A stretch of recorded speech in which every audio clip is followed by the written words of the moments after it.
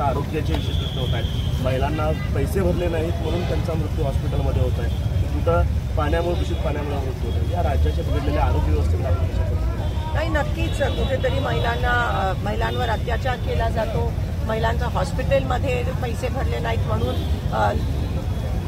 तिने नुकतीच बाळंत झालेल्या महिलेचा जीव जावा लागतो. इकडे 13-14 वर्षाच्या लहान मुलींचा त्या ठिकाणी जीव जातो आमच्या सोलापुरात. हे सगळे ज्वलंत प्रश्न असताना देखील हे सरकार जबाबदार आहे. पण एक खोटं सांगून सरकार सत्तेत आलंय महाराष्ट्राचा.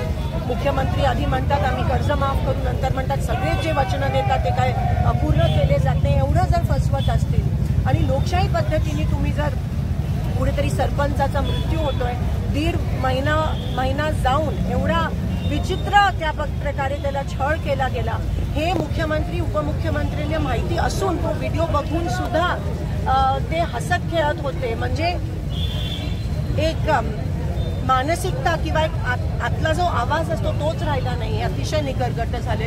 तिकडे दुसरीकडे एका दलित मुलाची हत्या पोलीस कस्टडीमध्ये होत असते, टॉर्चर होऊन, आणि सरकार याबाबत काहीच करत नाहीये. शेतकऱ्यांचे विषय, कालपर्यंत शेतकरी आत्महत्या देत आहेत. आमच्या इथे पाण्याचा प्रश्न, घाण पाणी, पूर्ण सोलापूर शहरामध्ये घाण पाणी येत आहे. पाणी पुरवठा पूर्णपणे विस्कळीत झाला आहे. पण अजूनही महापालिका ह्या ठिकाणी महापालिकेचे इलेक्शनचं काही आता पत्ता नाही आहे. हे सगळ्या गोष्टी आहेत ते लोकशाहीला ज्या अपमान करणाऱ्या, लोकशाहीचा खून करणारा, आणि जेव्हा लोकशाहीचा खून होतो, जेव्हा लोकशाहीचा अपमान होतो, तेव्हा संविधानाचा अपमान होतो. जेव्हा संविधानाचा अपमान होतो तेव्हा बाबासाहेबांचा अपमान होतो. आणि म्हणून या ठिकाणी मी ठामपणे म्हणते की हे सत्ताधारी भाजप सरकार जे आहे ते बाबासाहेबांचा रोज उठून जर एक कोणती गोष्ट करायची असेल तर ते बाबासाहेब आंबेडकरांचा अपमान करत आहे.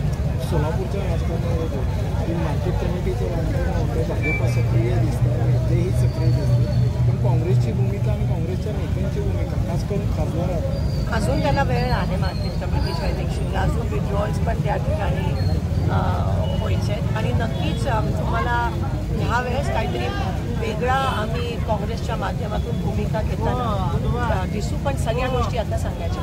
अभिव्यक्ती स्वातंत्र्याबद्दल आपण बोला. महात्मा फुलेंचं चित्रपट येतं, त्यावरती विशिष्ट म्हणजे कार्यक्रम होतो की ब्राह्मणांना टार्गेट केलं जातं आहे.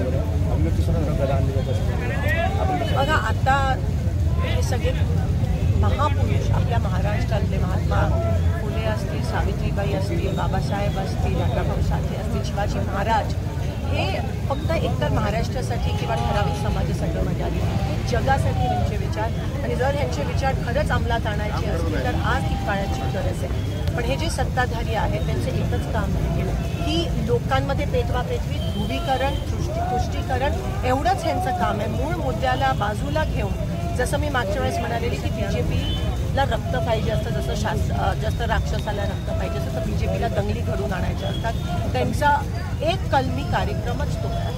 आणि म्हणून विकासाचे मुद्दे सोडून महाराष्ट्र आज दिवाळखोर झाला आहे. पैसे नाही आहेत त्याच्याकडे लक्ष केंद्रित न करता बाकीच्या गोष्टीकडे डायव्हर कसा करायचा. पेट्रोल डिझेलच्या किमती वाढल्या. जेव्हा असं होताना दिसतं तेव्हा हे काहीतरी ते उकरून काढतात. आणि म्हणून हे टिपिकल डायव्हर्जन टॅक्टिक जे भाजपकडून वापरले जातात, बाबासाहेबांचा आणि संविधानाचा अपमान वारंवार.